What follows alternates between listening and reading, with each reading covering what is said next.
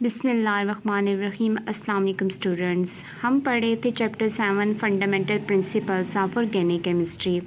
आज हमारा topic of discussion है क्रैकिंग ऑफ पेट्रोलियम के बारे में।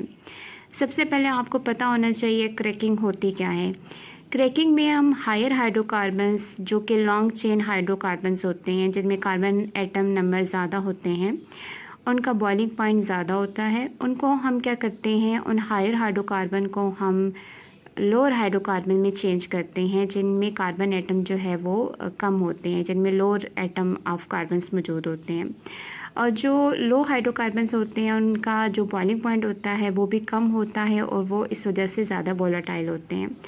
तो क्रैकिंग में हमने क्या करना है, होता है कि उसमें हायर हाइड्रोकार्बन को ब्रेक डाउन किया जाता है और उसको आप लोअर हाइड्रोकार्बन में चेंज करते हैं। मिसाल के तौर पर आपके पास हायर हाइड्रोकार्बन C16H34 है, उसको अगर आप स्प्लिट करते हैं, हीट देते हैं और 700 डिग्री सेंटीग्रेड आप उसको हीट देते हैं, तो जो अल्केन में आपके पास 16 कार्बन है और 34 हाइड्रोजन है। अब इस हायर हाइड्रोकार्बन को आप वैरायटी ऑफ लोअर हाइड्रोकार्बन में चेंज करेंगे तो एक जो कंपोनेंट बनेगा वो C7H16, इसके अलावा इथीन और प्रोपीन भी बनेंगे। ये भी यूज़फुल प्रोडक्ट्स होंगे जो कि इसके नतीजे में बनेंगे। अच्छा, ये क्या होता है प्रोसेस। इस प्रोसेस में कार्बन का जो सिंगल बॉन्ड होता है, जैसे कि आप देख सकते हैं C16H34 है, इसमें कार्बन के अगर आप उसको सेपरेट देखें CH3 CH2 CH2 CH2 इस तरह करके लिखेंगे तो हर कार्बन हाइड्रोजन का और कार्बन का सिंगल बॉन्ड होगा। उसमें क्या किया जा रहा है कि कार्बन का जो सिंगल बॉन्ड है लॉन्ग चेन अल्केन मॉलिक्यूल में, उसको ब्रोक किया गया है और उसको ब्रोकन करने के बाद स्मॉलर हाई मॉलिक्यूल जो हैं बोथ अल्केन और अल्कीन के प्रोड्यूस किए गए हैं। और जो प्रोडक्ट की कंपोजिशन आती है ना, वो डिपेंड करती है कि जो कंडीशंस है ना, आप जो ये कंडीशंस दी गई हैं, हीट की कंडीशन दी गई है, इसके अलावा प्रेशर की जो कंडीशन दी जाती है या कोई कैटलिस्ट यूज़ किया जाता है, उस बेस पर जो कंपोनेंट बनते हैं, आपके पास जो प्रोडक्ट्स इसके आते हैं क्रैकिंग के, उस पर डिपेंड करते हैं कि आपने कंडीशंस कौन सी यूज़ की हैं। तो अब तो हमने पढ़ा कि क्रैकिंग होती क्या है और क्रैकिंग जो है उसको डिफाइन भी हमने कर लिया और उसको एग्जांपल के साथ हमने पढ़ भी लिया कि जो हायर हाइड्रोकार्बन था जिसमें high number of carbon atom और हाइड्रोजन एटम है, उनको हमने जो है वैरायटी ऑफ लोअर हाइड्रोकार्बन में चेंज कर दिया है। अब ऐसी ज़रूरत पेश क्यों आती है कि हमें क्रैकिंग करनी पड़ती है पेट्रोलियम की।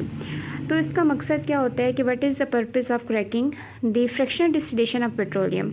अच्छा, हमने देखा था कि जब हम फ्रैक्शनल डिस्टिलेशन करते हैं पेट्रोलियम की तो हमें उसमें ना जो मिलती है 20% गैसोलीन मिलती है।